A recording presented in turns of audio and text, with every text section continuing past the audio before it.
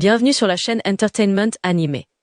Ici, nous plongeons dans les aventures épiques et inoubliables de l'univers de One Piece, où Monkey D. Luffy et l'équipage du chapeau de paille naviguent à contre-courant pour réaliser leur rêve, devenir le roi des pirates. Alors, assurez-vous de vous abonner et d'activer la cloche de notification pour ne rien manquer des dernières mises à jour concernant l'univers de One Piece.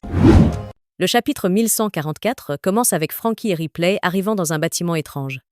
Ce bâtiment semble construit à partir de restes de robots anciens et massifs, avec une partie supérieure ressemblant à une tête géante de robot. Tout l'endroit est entouré de végétation, laissant Franky perplexe. Il se demande ce qu'est ce bâtiment, surtout parce qu'il semble intégrer des éléments de technologie. Ripley rit et dit « Tu dois être choqué. Je savais que cet endroit te passionnerait le plus pour l'étudier. » Cependant, Franky, toujours confus, répond « Pourquoi y a-t-il quelque chose comme ça dans le pays des géants ?» Soudain, Lily et Bonnet saluent Franky depuis l'intérieur du bâtiment. Bonnet, tout excité, déclare que l'intérieur est incroyable. Pendant ce temps, Ripley explique que ce robot ancien aurait plus de 3000 ans et qu'il aurait autrefois été déplacé dans la forêt. D'un autre côté, les géants travaillent ensemble pour combattre les monstres qui attaquent. Brooke remarque un des monstres ayant l'apparence d'un crâne et se demande si c'est une version géante de lui-même.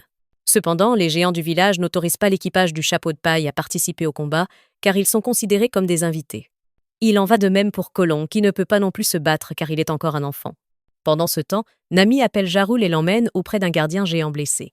Elle informe Ja Rule de la présence d'intrus dans le palais. Jinbei comprend rapidement la situation et déclare « Si nous rencontrons des phénomènes étranges dans ce monde, il vaut mieux les attribuer à un fruit du démon. Il est certain que ces monstres ont été créés par quelqu'un possédant un pouvoir lié à un fruit du démon. » Ja Rule, qui commence également à percevoir cette vérité, ordonne immédiatement à l'un des géants de prévenir tout le pays qu'il y a 2 intrus humains responsables du chaos. Cependant, Buruk, qui analyse également la situation, dit à Ja Rule « Compte tenu du nombre de phénomènes, nous devons supposer qu'il pourrait y avoir plus de 2 coupables. » Nami furieuse jure de ne pas pardonner à quiconque essaie d'enlever des enfants. Usopp, bien que fortement ivre, propose malgré tout de se battre aux côtés des géants. Mais Ja Rule leur interdit à nouveau de participer au combat, expliquant que, en tant qu'invités, ils doivent être traités avec respect. L'histoire revient à la forêt, où l'on aperçoit les chevaliers saints toujours assis autour d'une table luxueuse. Pendant ce temps, une annonce des géants résonne dans tout le pays. À tous les habitants du monde solaire d'Elbaf, nous avons identifié la présence d'humains autres que l'équipage du chapeau de paille dans le palais d'Oro. Ils sont sans aucun doute nos ennemis. Ailleurs, Summer fait un commentaire à Gunko. « Tu fais encore un rituel après avoir mangé ?» Gunko répond « Ce n'est pas un rituel, juste un choix. » Summer sourit et dit « Avoir quelque chose que tu peux emporter partout n'est pas une mauvaise chose. Tu écoutes encore ta chanson préférée ?»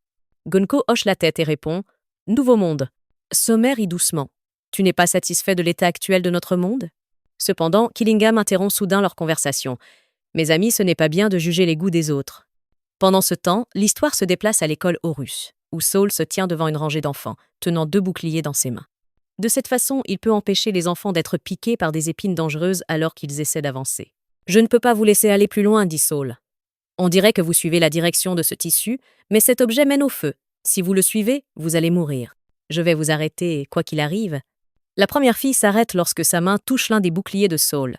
Cependant, le deuxième enfant marchant derrière elle la percute, ce qui provoque leur chute sur des épines invisibles. Ils poussent alors des cris de douleur. Saul prend immédiatement des mesures. Il décide d'utiliser une corde pour tirer les enfants un par un afin qu'ils ne soient pas blessés par les épines. Cependant, soudain, un monstre Fenrir apparaît et l'attaque. Ce monstre semble protéger les enfants et ne permet à personne de les approcher. Pendant ce temps, dans le village et la forêt, les géants réussissent finalement à vaincre l'un des monstres, mais ils doivent déployer beaucoup d'efforts pour y parvenir. Cependant, avant qu'ils ne puissent se reposer, d'autres monstres surgissent et les attaquent. Soudain, les pirates guerriers géants arrivent dans la forêt.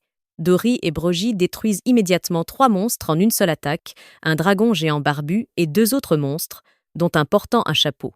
En voyant leur action, les autres géants retrouvent leur courage pour se battre. Peu après, Scopper Gabon apparaît avec les pirates guerriers géants à bord d'un navire. Il tient une hache dans une main et une bouteille de saké dans l'autre, prêt à se battre. Brogy s'excuse pour leur arrivée tardive. « Nous avons craché tout notre alcool », dit-il. Dory ajoute « Nous nous occupons de tous les monstres et vous prenez soin de ces enfants. » En voyant l'arrivée de Gabon, les géants sont stupéfaits. L'un d'eux s'exclame « Quoi, Yassin le dévoreur de montagnes? Personne ne peut le vaincre ?» Voilà pour cette analyse. Restez connectés pour d'autres discussions passionnantes dans nos prochaines vidéos.